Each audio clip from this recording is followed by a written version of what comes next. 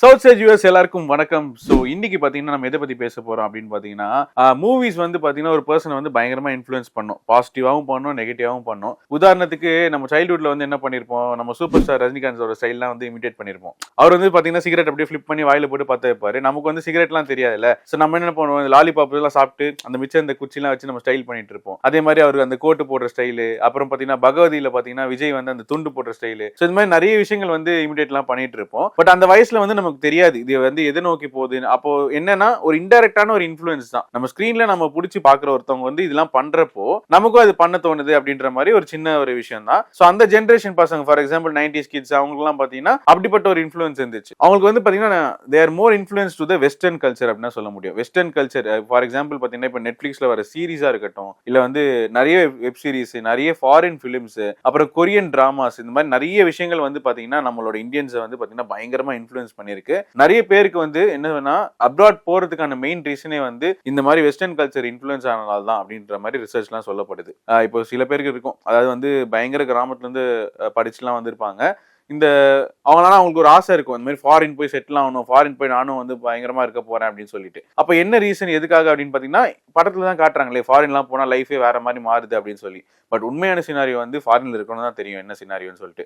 So இந்த அளவுல பாத்தீங்கன்னா வந்து பயங்கரமா இந்த வெஸ்டர்ன் கல்ச்சர் வந்து பயங்கரமா இன்ஃப்ளூயன்ஸ் ஆயிருக்கு நம்ம மக்கள் மத்தியில.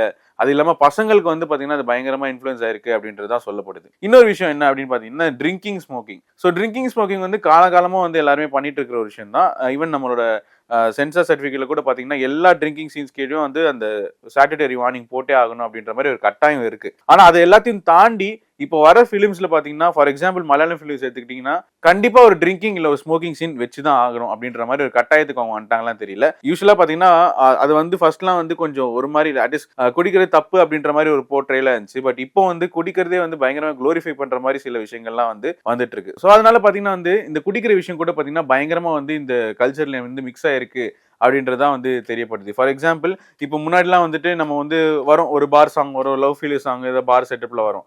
பட் இப்போ வந்து பாத்தீங்கன்னா ஆல்மோஸ்ட் ஈவன் கேர்ள்ஸும் குடிக்கிற மாதிரி எல்லாருமே அந்த மாதிரி நார்மலைஸ் பண்ற மாதிரி ஆரம்பிச்சிட்டாங்க.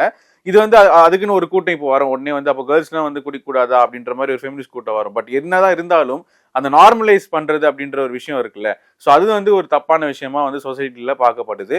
ஸோ இந்த இன்ஃப்ளூயன்ஸ், அதாவது படத்தோட இன்ஃப்ளூயன்ஸ் வந்து நம்மளோட ரியல் லைஃப்ல எவ்வளவு இருக்கு அப்படின்றது இது மூலமா தெரிய வருது. அடுத்த செட் ஆஃப் எடுத்துக்கிட்டீங்கன்னா இந்த சைக்கோ த்ரில்லரு, அப்புறம் மர்டர் மிஸ்ட்ரி, இந்த ஜானர்லயே பாத்தீங்கன்னா நிறைய படங்கள் வருது. ஸோ இந்த நிறைய படங்கள் வரும்போது என்னன்னா மக்கள் வந்து என்ன சொல்றது, மக்களை தாண்டி சின்ன பசங்களாம் இது பாக்குறப்ப என்னன்னா அவங்களுக்குலாம் வந்து இது முன்னாடியே தெரிஞ்சுது. ஃபார் எக்ஸாம்பிள் இப்போ நம்ம படிக்கிற போது எனக்குலாம் ஒரு 10th வரும்போது அந்த சீரியல் கில்லர்னா என்னது அப்படின்றதுலாம் தெரியும். பட் இப்போ இருக்கிற பசங்க வந்து ரொம்ப அட்வான்ஸ்டா இருக்காங்க.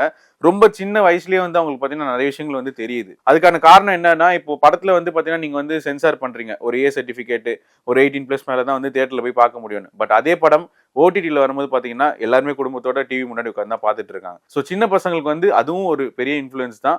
அண்ட் அவங்க வந்து பாத்தீங்கன்னா அவங்களோட பிஹேவியர்ல மாற்றம், அவங்களோட ஆட்டிடியூட்ல மாற்றம், அவங்களோட திங்கிங்ல மாற்றம்ன்ற மாதிரி ஏகப்பட்ட இந்த இன்ஃப்ளூயன்ஸ்னால பாத்தீங்கன்னா எல்லாமே வந்து மாறி இருக்கு. இந்த ஜென்ரேஷனே வந்து மாறி இருக்கு அப்படின்ற மாதிரி தான் சொல்லப்படுது. அதாவது படத்தை வந்து படமா பாருங்க, அதை தாண்டி வந்து ஒரு விஷயமா நீங்க வந்து எடுத்துட்டு போவாதீங்க அப்படின்ற மாதிரி தான் வந்து சொல்லப்படுது. ஸோ அதனால வந்து ஒரு என்ன சொல்ல சொசைட்டில நார்மலைஸ் பண்ற ஒரு விஷயத்த வந்து ரொம்ப கேர்ஃபுல்லா பண்ணணும் அப்படின்னு தான் நான் நினைக்கிறேன். ஸோ அதனால என்ன சொல்ல வரேன் அப்படின்னு பாத்தீங்கன்னா குடிக்கிறவன் கெட்டவனும் இல்ல, டீ டோட்டலா இருக்கவன் நல்லவனும் இல்ல.